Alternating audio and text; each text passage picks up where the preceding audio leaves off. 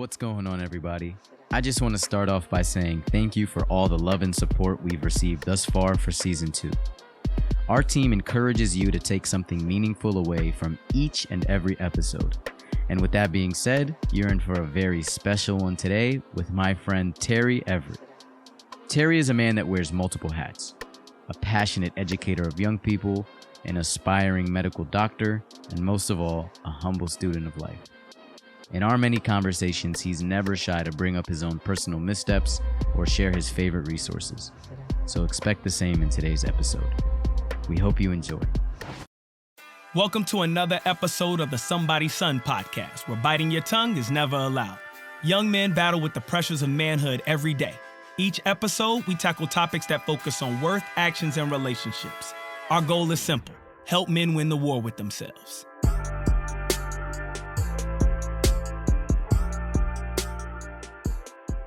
Like one time I was doing one in DC and they were like, make sure you write out all your responses out and then try to stick to that. And what, they asked you to write the responses. Did they make you send it to them? Like, nah, I had to take it there and like read it so I can have my power. And it was on camera? Oh, it was like audio. But you can, These dudes be fake potting, man. These dudes be fake interviews. Content that there is a time for content to be scripted, right? Mm-hmm. Like when the president is addressing the nation. Right. Probably good good time right there one day. Good reason to know what you're talking about, man. I don't want you to wing it. Knowing that. Because you got to project like confidence. I don't want you winging it on camera. We don't do the scripted thing. It don't work. Plus, I feel like we have way more meaningful conversations. It's gonna be a time when the keynotes happen. Then you gotta have a little bit of organization, a little bit of professionalism, a little bit. No, that's crazy. I really appreciate you hopping on the pod, though, bro. Oh man, thanks for having me, man. I would see him and I'm like, yo, this is dope. I was always wondered how y'all two got into contact with each other because I was like, I feel like it's good.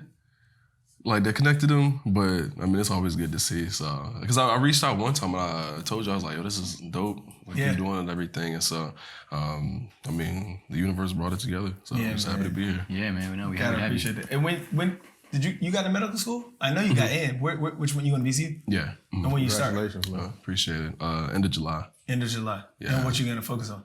So the first 2 years, I'm just doing it's basically in class. I want to do orthopedic surgery though, but my third year I could do 8 residencies, like small fellowships, sort of, for 3 weeks. So I'll see what I fall in love with, and then that'll take my path. And the runway, how long? What's the time investment on average? I know you're an overachiever at everything. On average, if I wanted to do say family medicine, family practice, about 8 years, 8 to 10.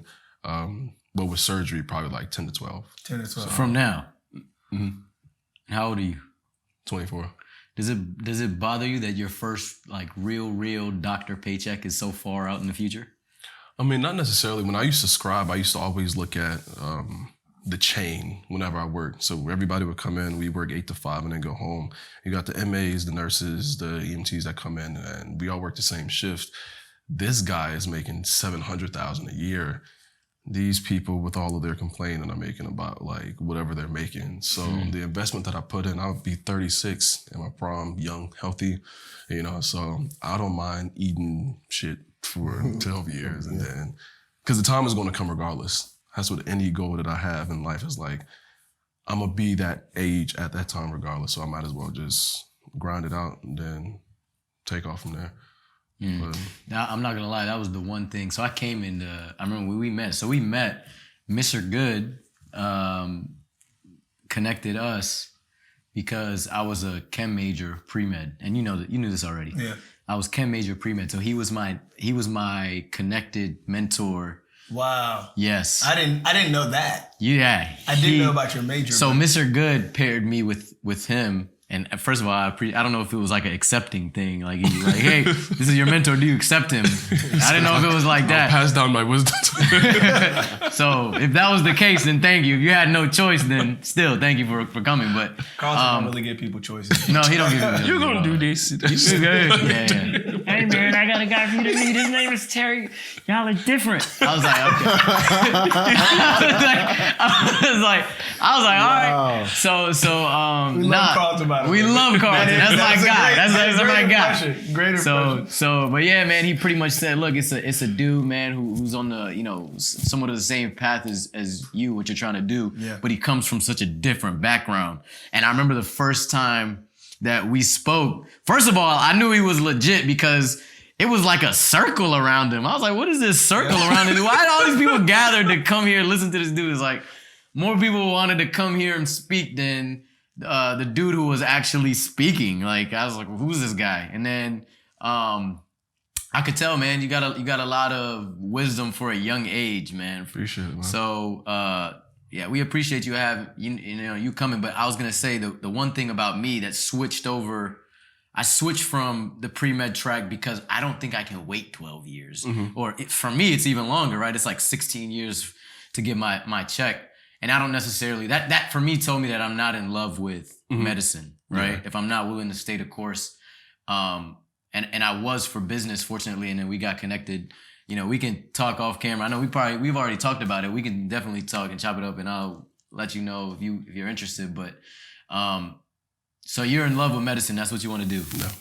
I think the main reason I don't mind waiting the 12 years is because the money never really matters. I mean, I care about money, of course. But like at this point in my life, I'm the wealthiest that I've ever been, even if I'm only making about like X amount of money. I'm not cashing or balling out or anything, but I get to be a corridor and, give. And so I never cared about you'll never see me in high fashion brands and all of this other stuff.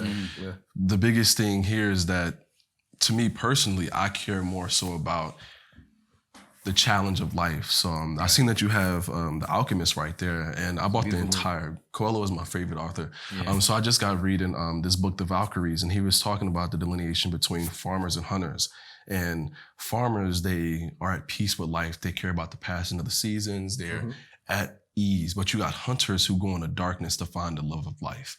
And so it's this sort of restlessness that I forgot the author, but he talks about in Celestial Prophecy, where there's a restlessness that keeps us alive. And I mean, I know y'all can contend to this, where it's like the thrill of life comes from the challenges of life, and that's what equates to the love of life. And so it's not more so becoming a doctor as much as it is the journey of going to be a doctor and getting through those challenges. Like the MCAT, my biggest focus wasn't getting a certain score. I was more focused on what type of person I wanted to be coming out of the MCAT, whether that was spiritual or my outview on life or my outtake in my connection with my family and investing in my support systems, and who do I become when I'm in the grind, because that's where I feel like I'm most at one with the creator, essentially. So the 12 years, I don't really care, but it's 12 years of battle and fighting, and I like that. I just like the hunt, so to speak. And the beauty is there's no shame in being a hunter, but there's equally no shame in being a farmer. Exactly. Right? And I think so many times in society, particularly for men, we have battled with not pursuing whatever journey feels right for us because of outside noise or outside expectation. I would venture to say women have also experienced that struggle of doing what they want to do or doing what they're inclined to do, as opposed to doing what society tells you should be doing. The beauty about women, though, is that I personally believe they're the strongest beings on the planet. So they have found a way to say, I will do what you want me to do for a certain amount of time. And this is a means to an end. I'm going to do what I want to do, which I think is phenomenal. I think a lot of men struggle with. I think we had a great conversation with Vario, and he talked about the lack of male teachers. There's plenty of men that want to be teachers, but the first thing we talk about when it comes to teachers is their pay. Paid enough. Yep.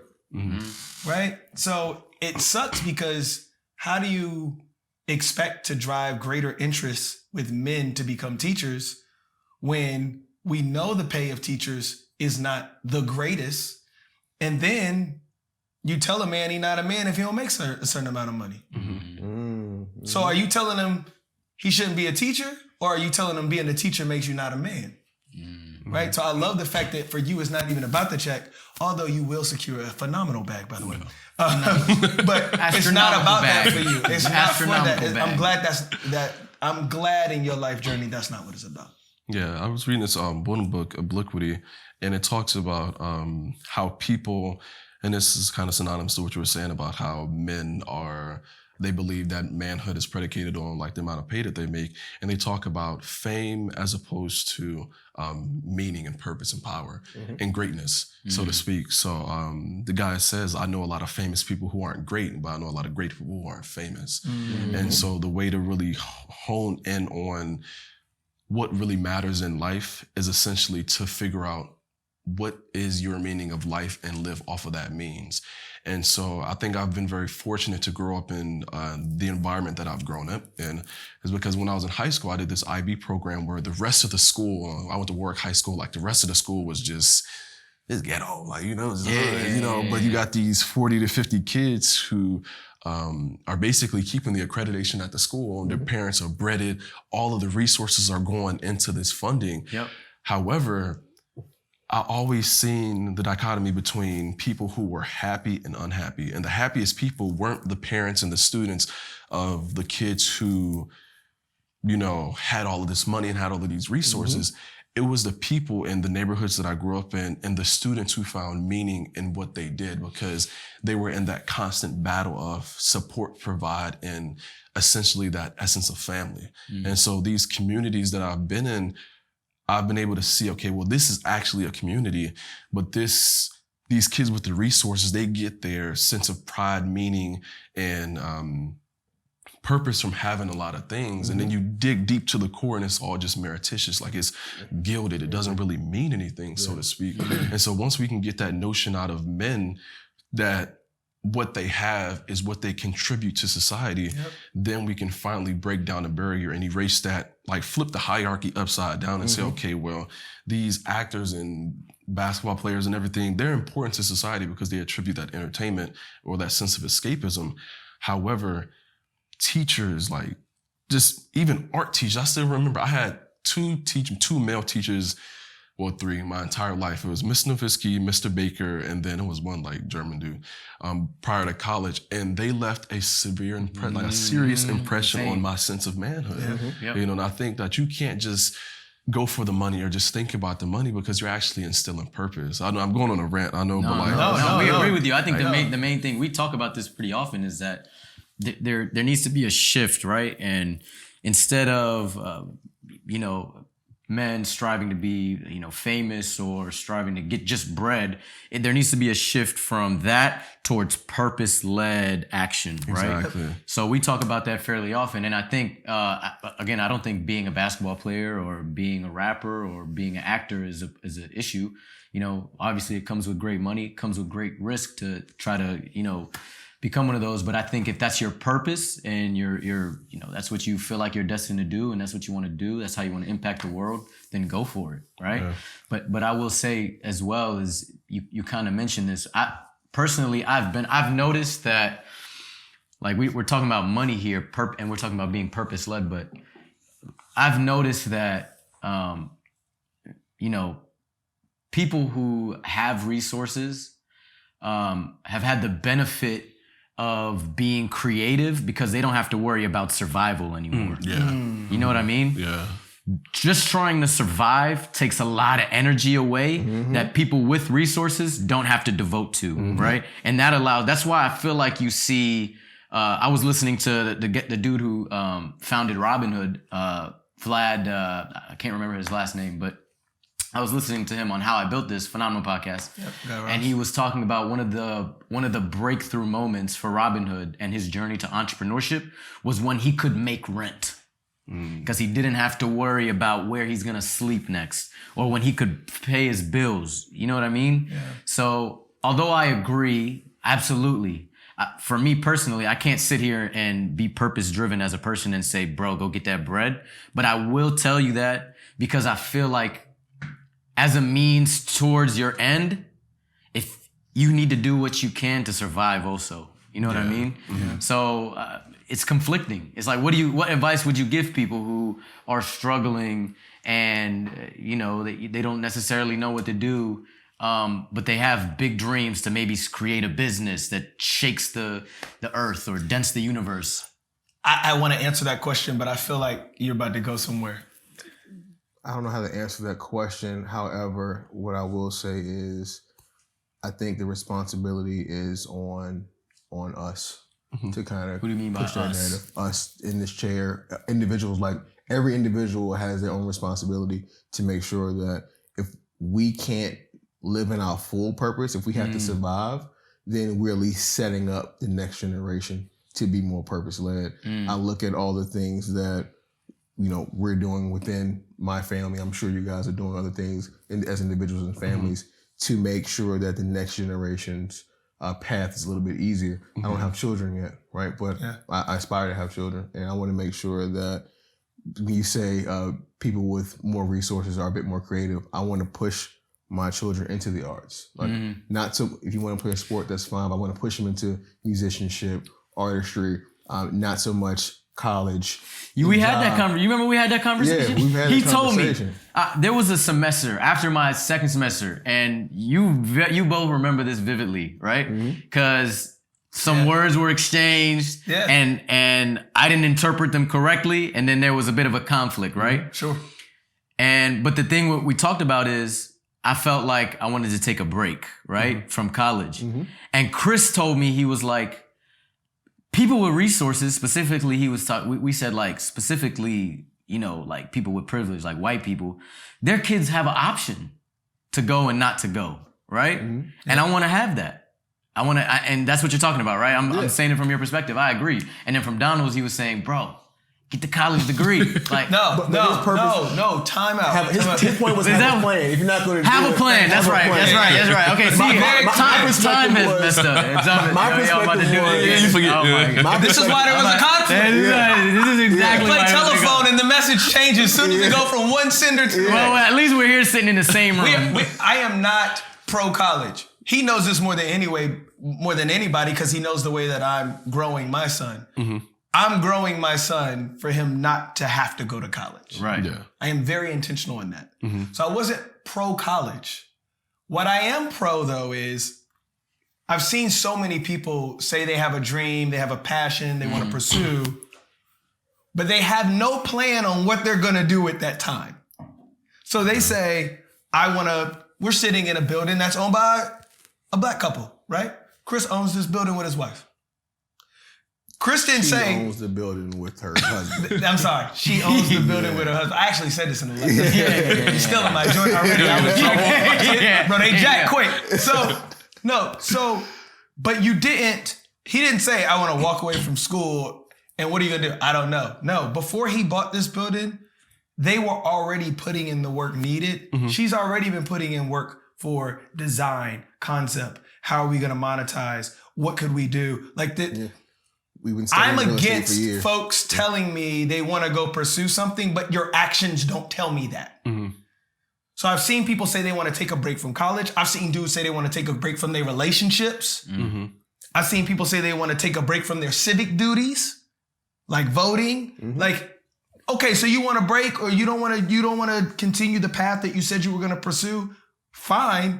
But like, what action have you taken to demonstrate that this passion or whatever you want to do is different? And typically when I had that conversation with people, they feel awkward because they recognize they're really not ready to walk away. More often than not, they're frustrated. And I have an issue with folks. I love the Nipsey Hussle story because he said the only difference between him and anybody else is that he didn't quit. It doesn't mean you're not going to have emotions like you don't want to, it's hard. I don't feel like I want to be here sometimes. You talked about the journey of being a doctor. It's not going to always be kicks and giggles. There's going to be times you're going to be completely stressed out of your mind. No one's going to understand. You might not have somebody you can run to, and you still got a paper tomorrow, and you still got to study. That's not the time for your OG or somebody you look up to tell you, bro, go take a break. You need a gap year right now. No, that's not real life. Real life is what we doing this weekend. We flew in on a Friday. We took calls all day on a Friday. We set up Friday night. We back up at 5 a.m.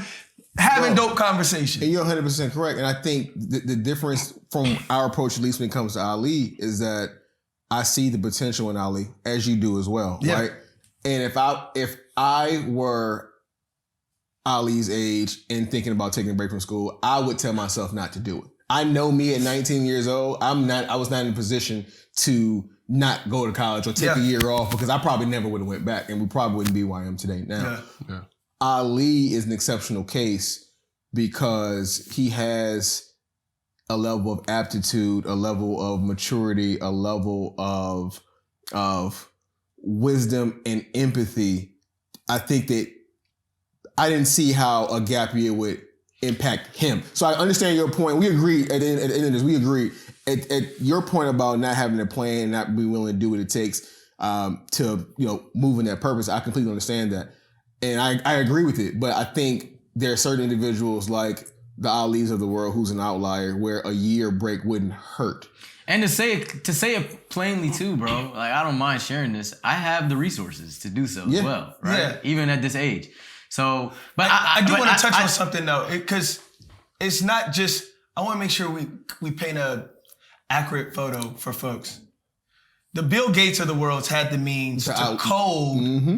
Malcolm Gladwell chronicles this in Outliers. He had the ability to code so much before the age of 18 that folks graduating from the University of Michigan did not have the same amount of hours that he did. Mm-hmm. So he was able to walk away from school based on the investment. But guess what he wasn't doing? He wasn't going to a party. I guarantee you a lot of people who want to walk away from colleges are going to parties. Mm-hmm. He didn't have no pets. He had no girlfriend. Mm-hmm. He wasn't traveling. He was so devoted to the craft that if he took his time from class to invest it into his craft, you could clearly tell he was on a trajectory to be the founder of Microsoft. Yeah. And that's what I'm saying. I think a lot of times we have to be very careful when we're kicking advice to people. People can have potential all day in the world, right? We saw your potential before. I think a lot of people in Virginia saw your potential. You and your brother, twins, number one. I mean, that made you an outlier. Number two, your mom is phenomenal. It's not a knock on anybody else in your family, but it is very public how often your mom is in the ears of you and your brother, right? Yeah. I can see you being a doctor years ago. I could see you because you were devoting the time to the craft. Not to say that you don't do things outside of medicine, but there's been more cases, in my opinion, of people telling people to take breaks and they not devoted. Yeah. And then they like, yo, but my man Chris told me, not in this case, but you get what I'm saying? And I'm just like, hold on. Like, if you really that hungry, like, but I think there's a level, in your action. I think it's level responsibility on both sides. I think what you're saying is correct. And one of the things I can appreciate, at least in a grand scheme of things, we're looking at people who have the privilege of access, right? We didn't have the luxury of, even if we wanted to take a break from school, not only was my mindset not there and I wouldn't have done so, but we didn't have the access or ability to do so, right? Yeah. And I'm confident enough in where I am today now that I'm not sure my life may look different than it does right now had I had an opportunity to actually pursue a purpose or a passion, right? Mm-hmm. Growing up, single family, been working since I've been 15 years old, like that W-2, and before that, doing whatever you got to do. Yeah, you know what I'm saying? Whatever you got to do.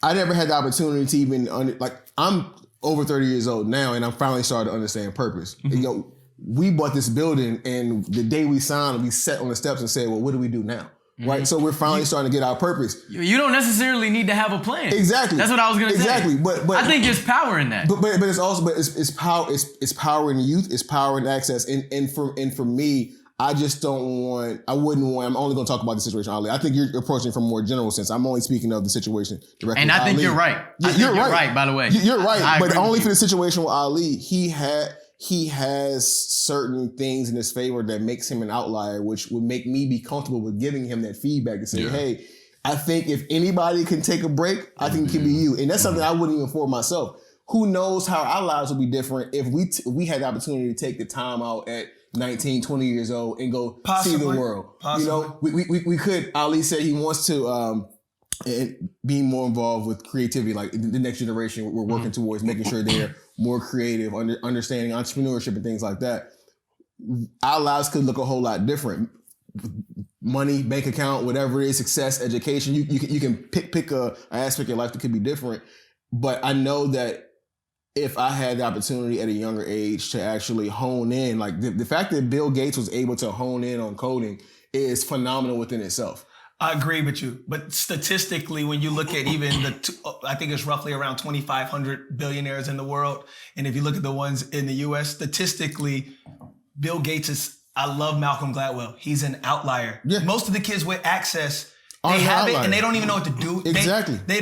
Because they say they want this and they have the access to go pursue it. There's more people. I think the Forbes list, they said 2/3 of the people on the Forbes 400, they're self-made. These are people that were the Terrys of the world. You have a greater, statistically, the probability of being successful without access is greater than those with. The Gary Vees, the Grant Cardones. And so what I'm saying is, number one, if you want to be those people, if you want to be the Terrys of the world and be a doctor at 36 and never have to think about finances again in a meaningful way, you know what I mean? You'll still think about finances, but you'll be thinking about, hey, Chris, how many household markets can we go invest in? Or, you know what I mean? Things of that nature. How can you take your nonprofit, which I want to talk about, be the movement? How do you take that and scale that to other kids that need it? Statistically speaking, the probability is the kids with the access don't, and I think it goes back to what you said about journey.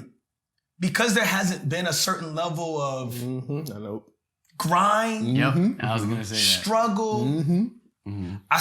They've been afforded luxuries that prevent the development of the grit. Man, that's what and you know what? And I'll be honest with you, with my son, I think my son looks at me like, why are you making me get grit? Yes.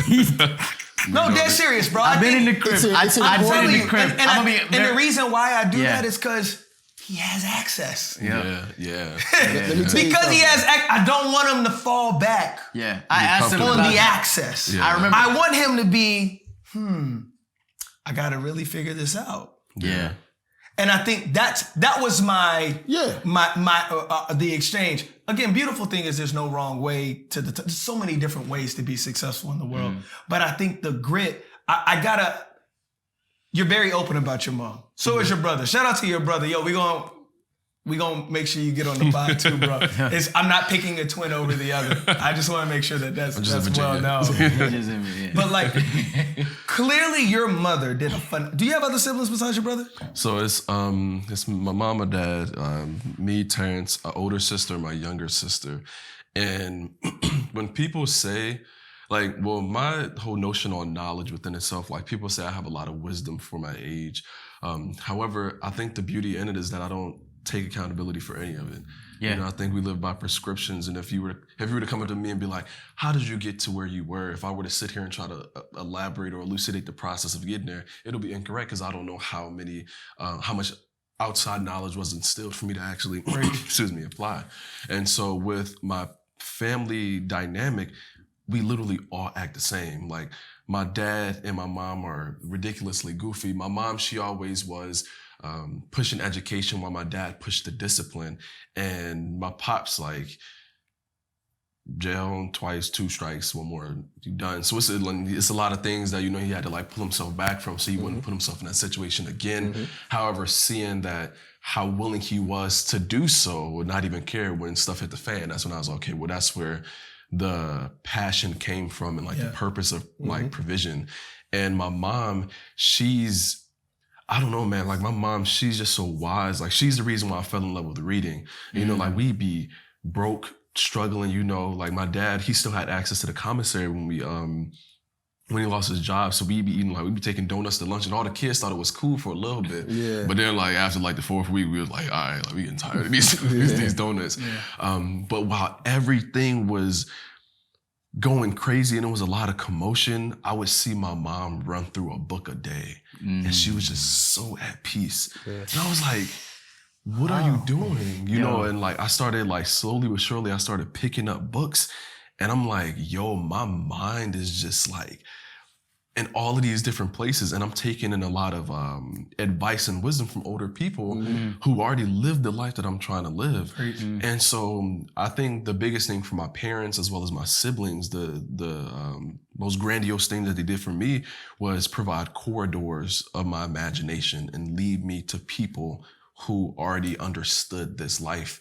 And I can humble myself enough to be like, I don't know what I want to do, or I don't know where I'm going. So let me read this book and allow it to read me so we can get there. And that's what made me. Did they push you to read? Like, because you sat here and you've already mentioned like 4 different books. So I can tell you're very well read. And I would say it's all, when people often ask me, like, you know, I kind of get the same thing as well. It's like, you're wise for your age.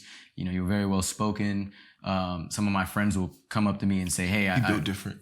You built different, exactly. And they own. So I just wanted to, you know, articulate it differently. But as I was saying, you know, some of my friends would ask me, like, you know, I want to be able to better articulate what's in my mind. I'm having trouble speaking, and I'll say, write first thing, and then I'll say read, because it's funny. People often ask me how old I am, and I'll be jokingly saying like I'm thousands of years old, and I actually feel that way because from the amount of you know, even biographies or books or stories that I've read, that's a whole person's life perspective put onto a text. Exactly, right? So I'm combing through all of this person's life perspective, and, you know, regardless of the way they write it, I'm taking it in, and it's coming in as advice. It's coming in as, you know, information. And but we learn. I don't know how you got into reading, but it's funny. You know what Kamal told me the other day? He said if I took $1 million and I slapped you in the face with it, that's how this is gonna be funny. He said, if I took you $1 million and I slapped you in the face with it, you still got the $1 million, right? And the thing he was trying to tell me is, no matter how you learn anything, you still learned it. Exactly. Whether it's good, whether it's bad, indifferent, however you learn the lesson. Because I was telling him, my dad was trying to teach me a lot of lessons, but the way that I was receiving them, it just wasn't compatible, right? And he was saying, if I took this $1 million and threw it at you, you still have $1 million, bro. And I remember my dad telling me in 7th grade. So I started my library when I was in 7th grade. Because my dad told me, and I love my pops. So if he ever sees this episode, it's not a knock on you. Which one is my camera? Is it that camera? It's not a knock on you, man, Dad, all right? He said, son, I don't even know if you can read. I've never seen you, because I brought home my report card, and it was 7th grade. I was just chilling. It was like a C on it. And he was like, my dad is a doctor. Of course, you already know that. My parents, right, are physicians. So he was like, I've never seen you read one day in my life. I don't even know if you can read. That's the $1 million. Now, he didn't hand it to me. He smacked me in the face with it. And there's shout out to your pops. Yeah, it's valuable, man. It's not that it wasn't compatible, because you learned it. Exactly. And this is I just didn't want to learn it that way. That's why I love the way you're desirable. Yes. And that's some lessons will come like that. Your dad just encouraged me to double down. Dalen, I'm sorry, B. But Dalen, you gotta I'm doubling down because it's not desirable in the moment. Yeah. Nope. And I think as we start to look at, especially what it feels like to be a Black man navigating the world, a lot of the struggles I think we're having are not desirable. I think a lot of the struggles that whether it be police brutality, whether it be trying to climb the corporate ladder and there's not a lot of people that look like you, whether it's starting a business where your wife is running the business and you supporting that business, it's not desirable. What did your parents do? And I put an emphasis on your mom only because I seen your mom hop in these videos with you and your brother, which is just like, I'm like, yo, she need her own. I don't know if she has an account, but if she do, I'd definitely follow her. But like, what did they instill in you, or what did they expose you to that allowed you to continue to traverse this world even when it wasn't desirable? Because let's be clear, we talk about being different, and it's cool when you're around different people. It's oxygen because everybody in the room is different. But let's be very clear. There's friend groups that people would say we do too much. There's people that would say, why are you doing that? Why aren't you doing this? Yeah. Right? There's plenty of times I can say I've seen this with you and I've heard about it with you. I don't know your friend group just because we like 15 years apart. But like, young man. Maybe watching Netflix. I've seen people treat Chris differently because they feel like, well, why he doing that? Why is he investing his time this way? It's different. It's cool when you're around different people and they encouraging you. But let's be very clear. When you're out in the community or you're around some friend groups, they don't encourage that difference. Sometimes when you go back home, right? Sometimes when you go back home. And I say the same thing with you. There's plenty of times that I've seen, I'm not in your immediate friend group, but we got a lot of synergies based on the fraternity. There's plenty of times people be like, yo, what is Terry doing? Like, so what did they instill that despite that, when it's not desirable, right? That you keep pressing forward. I mean, well, first I think they've always protected our sense of self-confidence. They built it up and then they allowed us to go out and make our own mistakes, but then always have a place to retreat and always have that fox den. Most importantly, I think what they always did was honored our level of decision making. And so what that looked like was, I'm going to allow you to make a lot of these mistakes. However, you're going to learn from it and I'm not going to impose that on you. And so you asked me what got me into reading. I used to smoke weed. I used to smoke that stuff. I was on that stuff. but one time for Thanksgiving, I went home and this was the Thanksgiving of 2017. I went home and we were just talking a bunch of theoretical, conspiracy type, you smoking. And my mom was like, are you smoking? And I was like, yeah. And she was like, how does that affect who you want to be? And I told her, I was like, I'm just doing this like nothing. And then I went back to college and the month of December, I was like, yo, she didn't even be like, stop. She just asked a question. And I thought about it and I was like, my entire life, they've built this this system of morals that we've had. And we never ventured off of that until I got to college.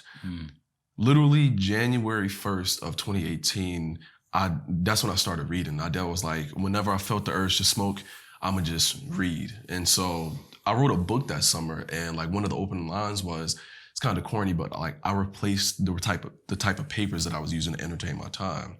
And all of that alludes to the question that you asked about what did they do? And it was just that moral system and protecting our sense of decision making so that I built the confidence in myself to say, okay, well, I can walk into a room and people be like, why are you doing that? Or why are you doing such and such and such? And I'm at peace with myself because I acknowledge that the decisions that I make work best for me. They've always worked. They always will work. So I don't have to be at war outside and battle all of these people. And we were joking about the friendship date tweet that went big and everything, and people saying all of this stuff. And I was like, I'm at peace within. I'm at peace with the decisions that I make. Right. I think thoroughly through my outcomes. And so there's nothing that anybody else can tell me that is of criticism that isn't constructive for me to be like, well, yeah, let me reconsider that. Or you don't like that I'm doing this? Let me go ahead and do something else. Because the same things that I got talked about are the same things that put me in rooms of individuals like you all and great people. So I don't need anybody, to validate what I'm doing. Preach. As long as it's not hurting anybody. Preach. Power of consequence.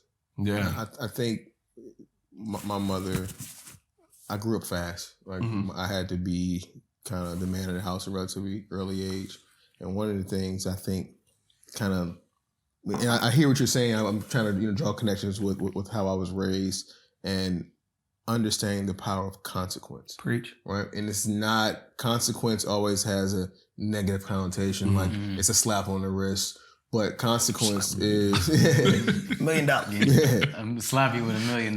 Consequence is the result of action or inaction, right? I don't know if that's the definition of it, but to me, a consequence is if you do something or if you don't do something, there's a result from that.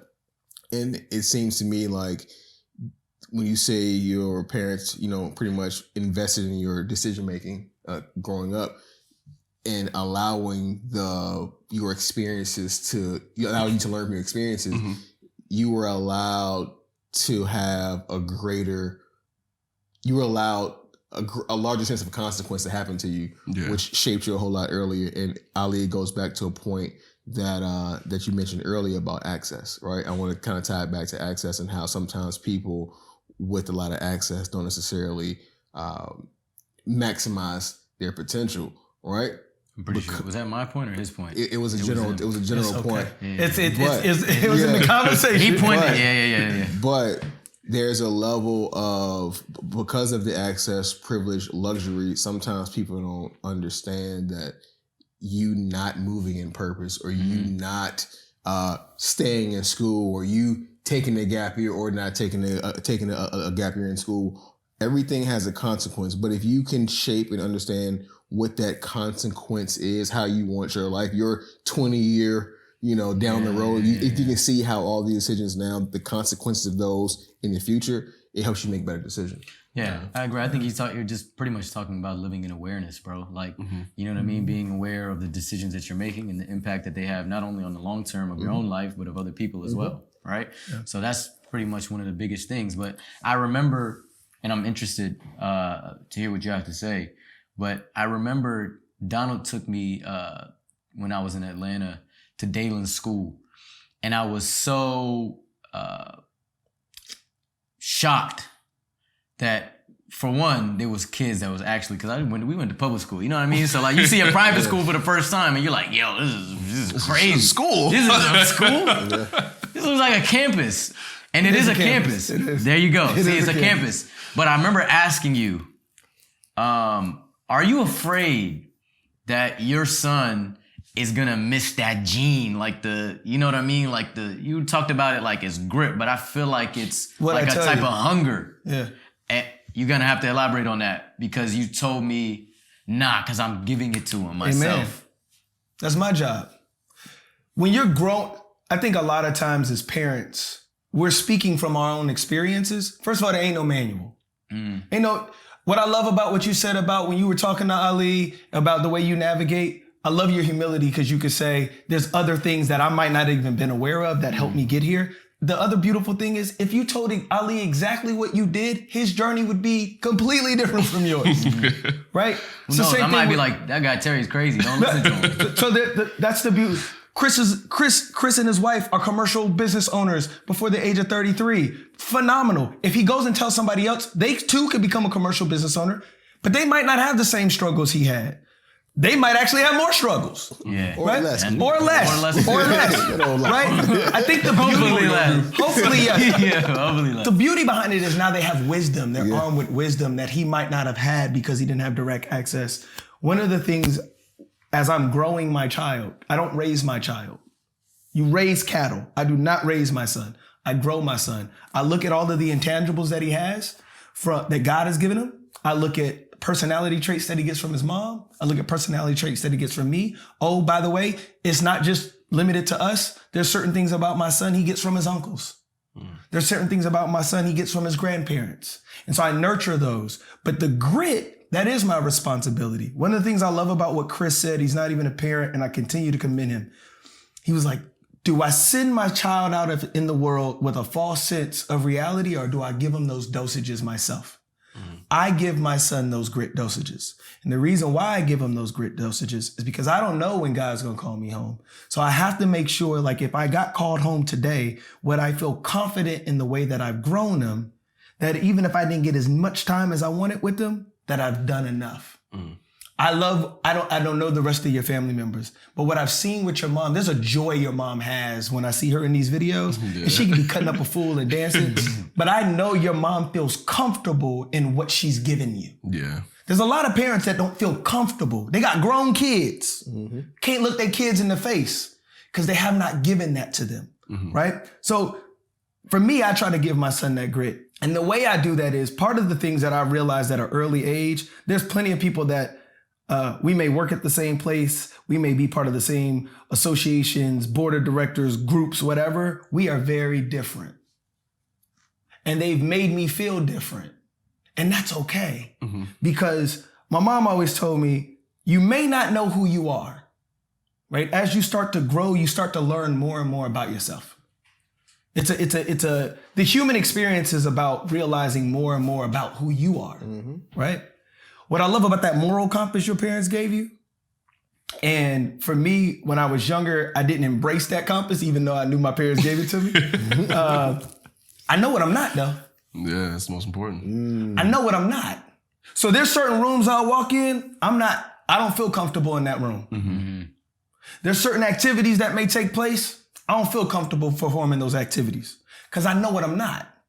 I'm still learning who I am, but I know what I'm not. And I'm teaching that to him now because I want my son to be able to walk in rooms and sit with men or women or whoever. Kids. And I want him to know what he's not. Yeah.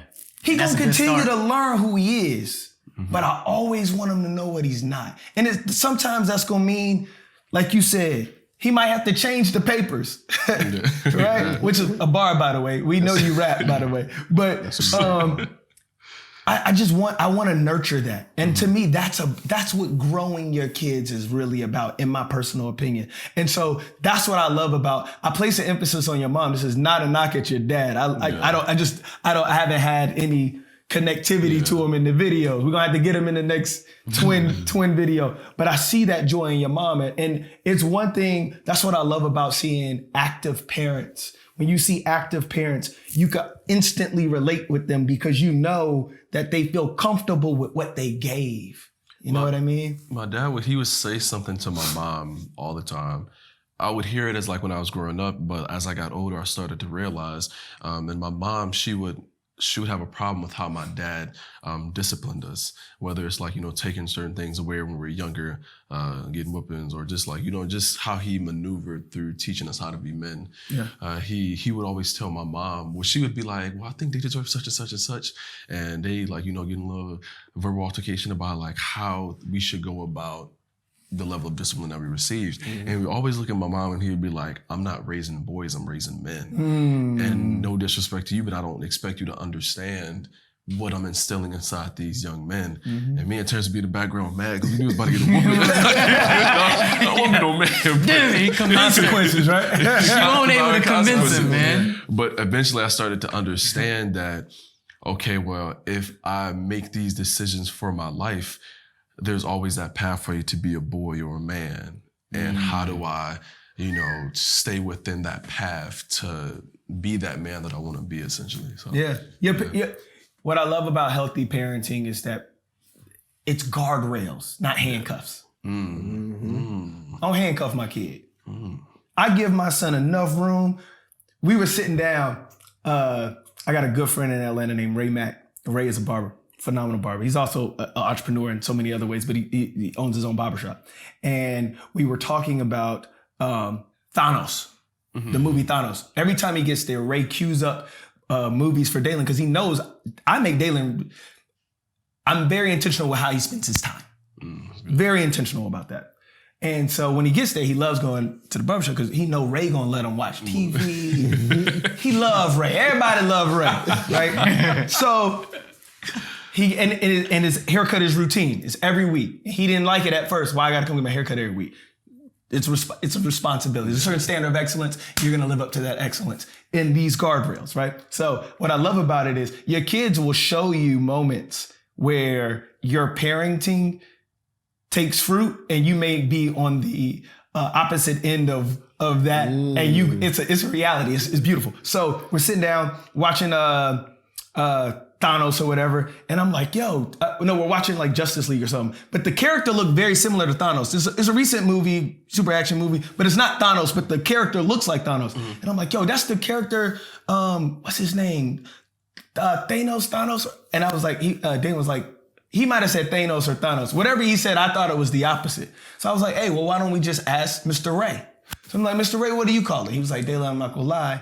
I call it what your dad called it. Whether it was Thanos or Thanos is irrelevant. My son looked at him. I said, see, Daylan, he right. I'm right. Mr. Ray, he said, that's just one person. You can't take one person and think you're right. That's just one person. I don't change what I think it's called just because I love you, Mr. Ray, but and that is your son. Yeah. Good gracious. But 12 people. I don't. But what I liked about it was, Ray, you talked about your parents encouraged you to make your own decisions. In that moment, Dalen is not Ray's son. Ray doubled down on it. He said, listen to me, even if I think you're wrong, I love the fact that you're not going to allow one person to drown out your voice. I love that. Yeah. We had to pause the movie, bro. I'm like, yo, this is crazy. I'm sitting there like, I'm about to cry in the barber chair. But he was like, that ain't my son. But what I loved about it was he was like, don't ever let somebody drown your voice, right? That's powerful. That's powerful because you got to have men in your circle that allow you to not drown out your voice. And so it doubled down on so many other things that my mom has told me about knowing who you aren't, right? And I love the fact that your parents allow you to do that. So I do want to say this, man. I thoroughly appreciate you making time. Did not think you was going to make me get a little teary-eyed. It's crazy. Terry over here, man. It's crazy. But I will tell you this, man. We see what you're doing. We see what your brother is doing. We love the fact. The other day, man, my wife's in pharmacy and you over here rapping. That was crazy. What, 5-glycerin or something? And I'm like, yo, he's making science available to kids. You're meeting kids where they are. You're taking hip hop and merging it with education and they're walking away. I can care less how they learn it. I can care less how they learn. If you hitting them with the $1 million through raps, and that's how they learning about science, and the other teacher is just teaching them the regular, traditional way, who cares? They're learning. So I want you to know something, man. Do not allow them to drown out your voice. Regardless of what people may say, you moving different, they might not feel comfortable. Do not allow them to drown out your voice, because what your parents have instilled in you and your brother, that's powerful. And there's people learning from it. And I'm glad we had this book before you went viral so people won't think nothing crazy, man. But honestly, forget what they think. I just want you to know, don't allow them to drown out your voice, bro. You are here for a reason. And if you keep moving purposefully, you're going to connect with people in ways the world is not ready for. So keep being you, bro. I appreciate it. And if you don't mind, I just wanted to ask, can you expand upon Be the Movement? Talk about that a little bit. So I'll kind of like bridge the two together. Sure. Like when you talk about drowning, there was just like one sermon I was watching. It was like, if you have your own set of morals and you stick to that, you're going to continue to, like the whole like Peter walking on water, realizing his humanity and drowning. If you keep your set of morals and you keep your faith, then you'll walk on water that people drown in. And David Goggins, I listen to Beast. This is amazing. Yeah, he's great. He's great. He always talks about how like people will see you walk on water and they'll be like, oh, it's because this guy can't swim. So it's like you learn essentially no matter what you do, people are always going to have that criticism. But if you're at like how much of peace are you at inside, that'll determine everything. And so Be the Movement, me and Terrence, we started our freshman year. Craziest thing ever. Like the reason we started it was because like, the whole backstory of being confident within ourselves, but literally like that, my dad had to borrow against his 401k to help my sister out with the finances because she was like leaving school essentially, and got a letter from VCU like, yo, if y'all don't, like they sliced our financial aid in half and it was like, y'all gonna have to leave if y'all can't front this bill. And we were like, yo, so this was January. We got snowed in and we walked all around campus and everything was closed. We just came in and Terrence was like, yo, let's do a Geeked Up challenge. And I was like, all right, cool, whatever. So we shot the video, Joe went viral, and that literally like saved us from like having to leave school. We didn't do that for that purpose, but that's what kept us there. And meaning so, the video, that like VCU saw the video? The earnings you made from the video? That and, them being able to find extra funds for us to stay in school. Yeah, so it was a blessing. And when my mom was also fighting at the financial aid office, they bringing all these black kids to VCU, you're not gonna kick them out. So, like you said, my mom, she's an amazing person. Yeah. But essentially, as we started doing more like bookings and everything, and like just want to talk to a lot of students, my mom was like, well, we can't just accept money on like certain terms because the whole like financial legal thing and everything. So she was like, we'll just establish LLC.